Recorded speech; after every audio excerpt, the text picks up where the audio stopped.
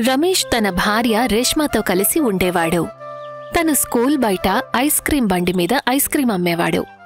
కాని చలికాలం రాబోతోంది. అందుకే తను చాలా కంగారుగా ఉన్నాడు. ఏమైంది? మీరెందుకు కంగారుగా ఉన్నారు? ఏమని చెప్పాలి రేష్మా, చలికాలం రాబోతుంది. ఐస్ క్రీం ఇక మీదట ముందులాగా అమ్ముడుపోదు. జీవితాన్ని గడపడం చాలా కష్టమైపోతుంది. సరిగ్గా చెప్పారు. కాని ఏదో ఒకటి చేయడం అయితే అవసరం కదా. అదే ఆలోచిస్తున్నాను, ఈ సమస్యను ఎలా గట్టెక్కించాలా అని. ఒకరోజు రమేష్ ఉదయం నుండి ఐస్ క్రీం బండి పెట్టుకుని కూర్చుంటాడు. కాని ఒక్క ఐస్ క్రీం కూడా అమ్ముడుపోదు. తను తీసుకెళ్లిన ఐస్ క్రీములు అన్నీ అలాగే ఉండిపోతాయి. అప్పుడే ఒక పిల్లాడు వాళ్ల మమ్మీతో కలిసి రమేష్ బండి దగ్గర ఐస్ క్రీం కొనివ్వమని అల్లరి చేస్తుంటాడు. మమ్మీ, నాకు ఐస్ క్రీం కావాలి. వద్దు బాబూ, చలికాలంలో ఐస్ క్రీం తినడం వల్ల జలుబు చేస్తుంది. కానీ మమ్మీ, నాకు ఐస్ క్రీం అంటే చాలా ఇష్టం. ఒకటి కొనియొచ్చు కదా. పద, నేను నీకు సూప్ చేసిస్తాను. చలికాలంలో ఐస్ క్రీం తినడం అస్సలు మంచిది కాదు. రమేష్ తన బండి తీసుకుని అక్కడ్నుంచి వెళ్ళిపోతాడు. ఆ రోజంతా గడిచిపోతుంది. కాని తన దగ్గర ఉన్న ఐస్ క్రీంలలో ఒక్కటి కూడా అమ్ముడుపోదు. ఎంతో దిగులుగా తను ఇంటికి తిరిగి వెళ్తాడు. ఏమైంది? మీరు మొహం ఎందుకలా పెట్టి కూర్చున్నారు? చలి బాగా పెరిగిపోయింది. ఈసారి మన ఊర్లో ముందుటి కంటే చలి ఎక్కువగా ఉంటుందంటున్నారు. అందుకని తల్లిదండ్రులందరూ పిల్లల ఐస్ క్రీం తినకుండా ఆపుతున్నారు. కాని మనలాంటి చిన్న వ్యాపారస్తులందరూ ఏం చెయ్యాలి? మనం మన పనిని మానేలేం కదా. అలాగే కొన్ని రోజులు గడిచిపోతాయి. చలి కారణంగా రమేష్ రేష్మాల పరిస్థితి పూర్తిగా దిగజారుతుంది. వ్యాపారం పూర్తిగా మూతబడిపోతుంది. ఇప్పుడు వాళ్ల దగ్గర తినడానికి కూడా ఏమీ మిగల్లేదు. అద్దె కట్టకపోవడం వల్ల ఇంటి యజమాని వాళ్లని ఇళ్లు ఖాళీ చేయమని చెప్తాడు. వాళ్ళిద్దరూ రోడ్డు మీదే జీవితాన్ని గడుపుతూ ఉంటారు. వణికించే ఈ చలిలో మనకి కనీసం ఉండడానికి కూడా ఇల్లు లేదు. ఏ పని దొరకడం లేదు. మీరు కంగారు పడకండి, అంతా త్వరలోనే సర్దుకుంటుంది. ఒకరోజు రమేష్ రోడ్డు మీద నడుస్తూ వెళ్తూ ఉండగా వెనక నుంచి ఒక కారు వేగంగా వచ్చి రమేష్ని గుద్దేస్తుంది. ఆ కారు అదే స్కూల్లో చదువుకునే ఒక పిల్లాడి కారు. ఆ స్కూలి బయటే రమేష్ తన ఐస్ క్రీంలను అమ్మేవాడు. ఇతను మా స్కూల్ బయట ఐస్ క్రీం బండి పెట్టుకునే అంకుల్ నాన్నా. నన్ను క్షమించండి, మంచు వల్ల సరిగ్గా కనిపించలేదు. అద్దం అంతా పొగ కమ్మేసింది. అందుకే నేను మిమ్మల్ని గుద్దేశాను. భగవంతుడా, ఈ భూమి మీద పేదవాళ్లకు ఉండడానికి అసలు ఎక్కడైనా చోటుందా? ఒకవైపు చలి, ఇక అది చాలదు అన్నట్టు ఈయనకి యాక్సిడెంట్ అయింది. మీరు అస్సలు కంగారు పడకండి. నేను ఇతన్ని హాస్పిటల్కి తీసుకెళ్తాను. ఇతనికి త్వరలోనే నయమవుతుంది. అంతవరకు మీరు మా ఇంట్లోనే ఉండొచ్చు. సురేష్ తన కార్లో రేష్మాని రమేష్ని తీసుకువెళ్తాడు. అందులో చలి నుండి కాపాడుకోవడానికి హీటర్ ఉంటుంది.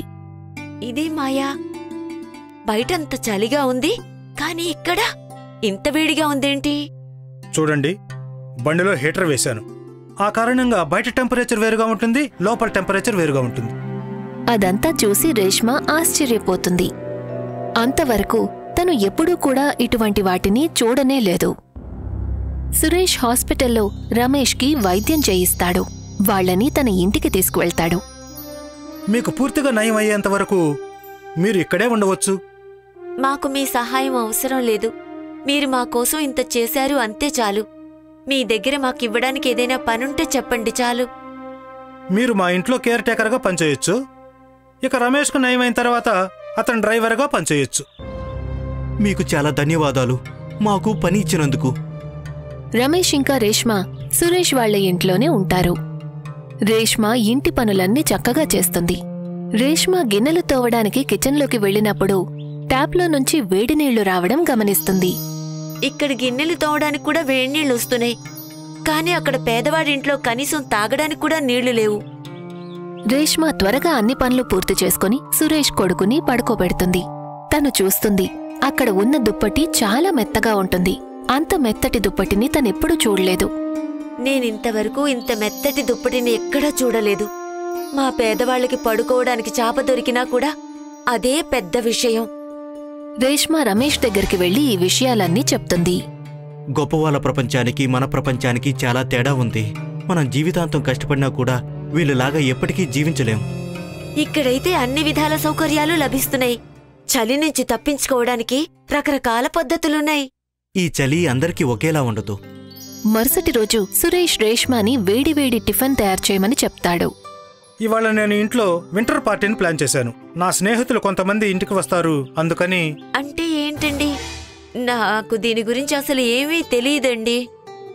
బార్బిక్యూ అని ఒక రకమైన పొయ్యిని పెడతారు. దాని మీద కూరగాయలు, పన్నీర్ లాంటి వాటిని కాల్చుకొని చలికాలంలో తినడం జరుగుతుంది. అలాగే అయ్యగారు, నేను దానికి ఏర్పాట్లు చేస్తాను. అలాగే కొన్ని రోజులు గడుస్తాయి. రమేష్ పూర్తిగా కోలుకుంటాడు. ఇప్పుడు తను కూడా అదే ఇంట్లో డ్రైవర్గా పనిచేస్తూ ఉంటాడు. రోజంతా రమేష్ సురేష్ని బండిలో ఎక్కించుకొని తిప్పుతూ ఉంటాడు.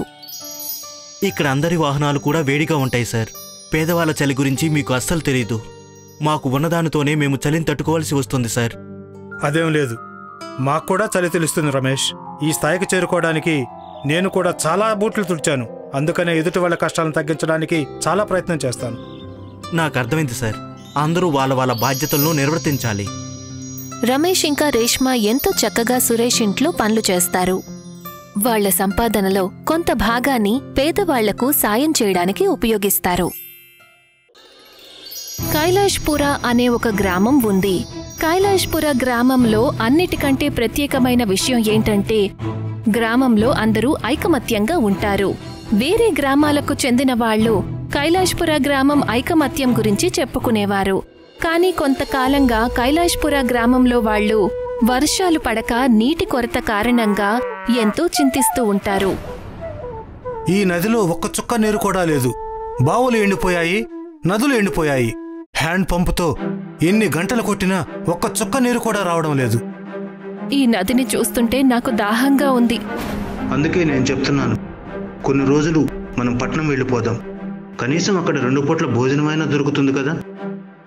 పట్నం వెళ్ళాలి అంటే ఎలా వెళ్ళాలి? మన దగ్గర అంత డబ్బులు కూడా లేవు కదా. పట్నం ఇక్కడ పక్కనే లేదు కదా. ఎడ్ల బండి, ట్రైన్, ఇంకా చాలా బళ్లకి కిరాయి కూడా చాలా ఎక్కువ ఇవ్వాలి. నువ్వు చెప్పింది కూడా నిజమే. ఇప్పుడు మన దగ్గర ఏమీ లేదు. పద, ఊరి వైపు వెళ్ళి చూద్దాం. వేడి వల్ల గొంతు ఎండిపోతుంది. సముద్రపు నీళ్లు తాగాలనిపిస్తోంది. అరే మురారి, నువ్వు ఏం మాట్లాడుతున్నావు? సముద్రపు ఉప్పు నీటిని ఎవరైనా తాగగలరా? మరి ఇంకేం చేయాలి? వేడి వల్ల గొంతు ఎండిపోతుంది. మనం దీనికి ఏదైనా పరిష్కారం వెతకాలి. లేదంటే మన ఊరి పిల్లలు, పెద్దలు అందరి ప్రాణాలు సమస్యల్లో పడిపోతాయి. మనం వెళ్ళి మన ఊరిలో ఉన్న పండాబాబాకి ఈ సమస్య గురించి చెప్పాలి. అక్కడికి వెళ్తే మనకి ఏదో ఒక పరిష్కారం అయితే దొరుకుతుంది. నువ్వు సరిగ్గా చెప్పావు. మనం అక్కడికి వెళ్లాల్సిందే. హీరామణి ఇంకా అతని భార్య మురారీతో పాటు కలిసి వాళ్ల ఊరిలో అందరికంటే ముసలివారైన పండాబాబా దగ్గరికి వెళ్తారు. బాబాగారికి జయము. పండాబాబా వారితో ఇలా అంటారు.